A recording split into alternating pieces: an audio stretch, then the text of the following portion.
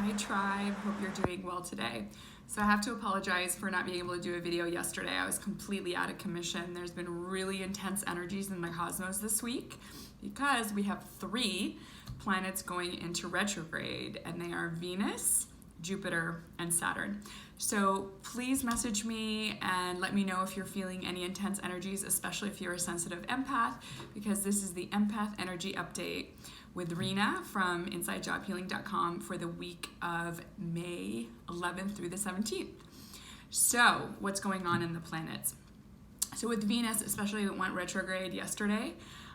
It's a big deal because Venus, as you guys know, controls money and love and the markets and things like that. So I woke up this morning to a very, very volatile stock markets. And definitely, snagged up some deals. I feel like in the stock market, it's like going to the fish market or something. There's always a company on sale. And so if you look, the opportunity is always there. And so what's interesting though, what's going to determine whether or not we're going to have a even worse economic, fallout is, invisible Venus. Venus becomes invisible from May 30th, which is my birthday, unfortunately, until June 9th. And what that means is we're going to be missing that divine feminine energy from Venus, right? The goddess energy. And so that is going to affect relationships, money, love, business partnerships, things like that. So it's been told that Vedic astrologers in India suggest not getting married during that time. So again, that's May 30th to June 9th. Do not get married if you're planning on it, or creating some business partnerships and doing some major business deals. Definitely, avoid that. And again, you're going to notice that there isn't going to be so much support in the money business department or the love department, unfortunately. Now, what's really key is, I've mentioned her before, Lada at astrolada.com.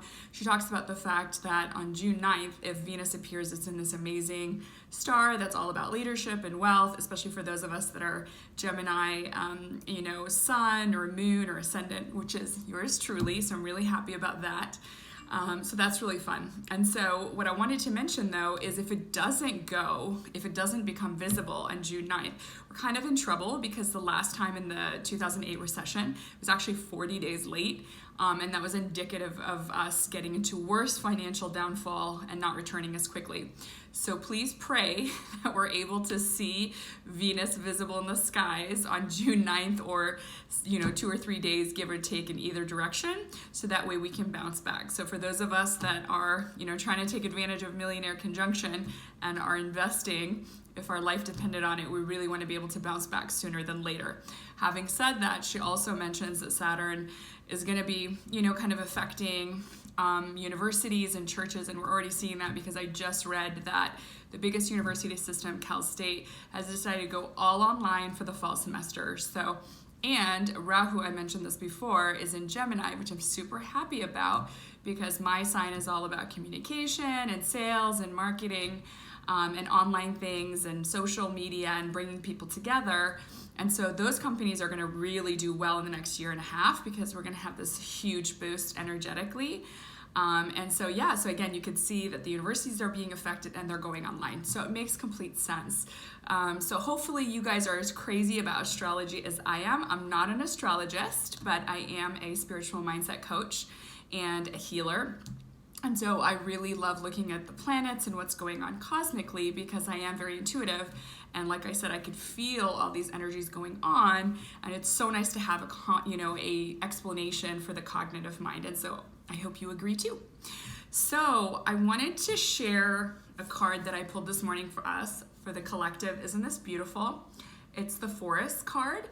This is absolutely the best investment I made before the retrograde. I bought a couple of decks from Kim Cranston. They're the most beautiful decks I've ever seen. So the Forest, this is exactly how I've been feeling the last few days. And I'm not gonna lie, it's been a little terrifying, but I'm gonna read it to you, okay? And so the forest, the woods, the thicket, the jungle. So this is the first theme, is uncharted territory and getting lost to be found. Okay, so hopefully you've really been allowing yourself to swim in these uncharted waters and just see what happens. Consider for a moment your earliest memory of the forest. It included all mythic dynamics of this archetypal space. a little fear, a little enchantment, perhaps losing your way, perhaps discovering a secret mystical treasure. Such is the magic of the forest. It requires that you enter it and then get lost within it. You may think there's a path to lead you straight through, but soon enough you'll be on what is known as the pathless path. There are tricksters here, dense foliage and entanglement, but equally present are the glimmers of fairy light and friends among trees. You're on an adventure now, and there's no turning back. So embrace the dim light and the moving shadows, whether literal or imaginative. Brave the forest and get lost getting found. I'm going to say that again. Brave the forest and get lost getting found.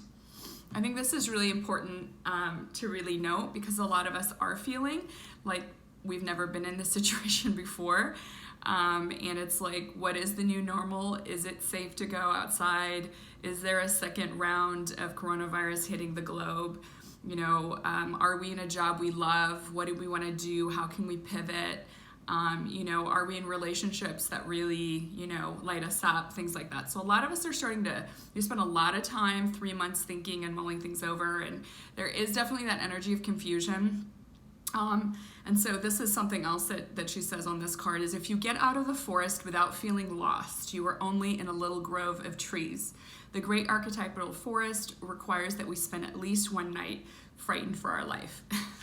And that might seem a little dramatic, but I definitely felt a lot of confusion and felt a little lost over the last few days, which is totally not like me. So again, message me or write a comment if you can relate or if this resonates with you. And it's really scary for those of us that have a lot of clarity, that are very goal-oriented. I really resonate with the goddess Artemis, which is the goddess of the hunt and the wild. And so I'm, you know, with the bow and arrow of just, you know, got my eye on the target, and once I let the bow go, it hits the target. So for someone like me to feel uncertain, to feel confused, to feel unsure of the path ahead, you know, to feel like deep in the forest, it's a little scary because it's outside my comfort zone, and it's not, you know, not a state of being that I'm used to. So just my invitation is, when you're feeling this way, to surrender and to be, you know, to be real about it, to allow yourself to not know, right? And just to be in that state of being, right? So something else that I want to talk about is, you know, a lot of us have experienced a lot of loss, you know, not only those that have lost loved ones, you know, during this pandemic, but those of us that have lost a lot of freedom and a lot of, you know, privileges that we're used to having, like going to the movies or going to the gym or going to the yoga studio, going to restaurants, just, you know, having social gatherings, having that human interaction. For those of us that aren't necessarily that social, you know, you still kind of miss your fellow brothers and sisters, and you just realize how good you had it, right? But now we're in a situation where things are forever changed. It's kind of like 9/11. You know, the aviation industry never went back to how it was, and it was differently, you know, a different world after. And, you know, some people might have forgotten, but a lot of things changed. And so I guess that's what I'm asking you is, you know, to kind of really connect, and whether you've been aware of it, maybe this will give you an awareness right now, but, you know, what have you lost? Maybe kind of doing some journal prompts about, you know, what do you feel like, you know, you've lost during this time, and have you grieved for it? Have you spent some time, you know, grieving what you lost? And yeah, you're going to be able to go to the movies, and you're going to be able to eat out and go to the gym and stuff like that, but it's not going to be the same. And again, just like a lot of us lost income during this time, we're not going to get that back. Obviously, we're having help with stimulus packages and things like that, but that income is not going to be recouped. They're just like moving forward. They can, you know, the government can help a lot of people with bailouts and things like that. So, and that's another thing. I feel like a lot of us, you know, had this like very rigid, linear kind of 3D like thinking process of like trading our time for money and feeling like, okay, you know, I have to toil in the fields, I have to work really hard, and that's how I'm going to make money. And, you know, just not having trust that the universe has your back. A lot of us just didn't have that trust. And so A lot of people live paycheck to paycheck, and that's why we're having such a crisis with the mortgages and the rents coming due and the bills, because a lot of people just simply don't have the savings. And as I mentioned in previous videos, just a wake-up call about your financial health and what you're doing, and just how much debt you're in and things like that. And again, that's not meant to shame anyone. It's just like things to kind of explore, because again, there's always going to be a rainy day. And that's why we save. So yeah, I think it's important to recognize, and I was talking to one of my clients, is that, you know, we're in a situation where a lot of us, you know, cannot work outside the home right now, right? And even when we do go back to work, it's still a risk, because people are being reinfected, right? That have even already had it. And even with the antibody tests and things like that, on a positive note, it sounds like they might have a vaccine by January, which is unbelievably fast, and we've never done that before. It's a record-breaking time. But in the meantime, we're still in this kind of like unknown territory.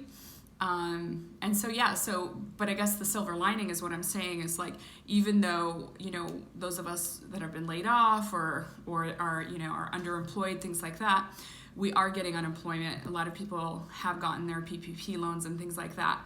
And so it's like not feeling guilty for receiving, like for being at home and looking for a job or trying to pivot or, you know, getting ready to get back out there. It just doesn't feel the same. It doesn't feel the same trying to kind of like get back to business, and a lot of people are spending less and prices are plummeting, things like that. So there's just a lot of factors, but what I am saying is, like, you know, have you ever given yourself permission in your entire life to receive money for doing quote unquote nothing, for just being? And so that's very 5D New Earth ascension energy, is to feel worthy just by being, to feel worthy of receiving just by being.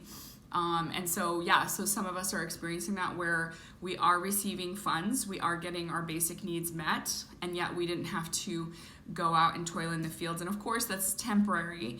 And, you know, again, whether it's PPP or unemployment, we do have to get back to work and make money again. But again, what does that look like? Does that look like trading in the stock market? Does that look like, you know, flipping homes or buying real estate? Well, it's going to go on sale now here. So I guess I'm inviting you to kind of think about other ways to do residual income and feel worthy of that. And I think that's the main thing, is a lot of people struggle with money because they don't feel worthy of receiving it. So I want to really invite you to be open to receiving. And I think that's the last theme. I feel like I talked about letting go, and I feel that when you do let go of what you know, you go deep into the forest and you're just like, okay, Jesus, take the wheel, basically. And you're in this unknown, almost scary place, really. There could be magic, there could be amazing things, but there are shadows that come up and things that we need to deal with, like our self-worth issues. Do we feel like we're open to receiving? A lot of us are just taught, especially as women, to give and give and give. And it's not really equal. It's like breathing.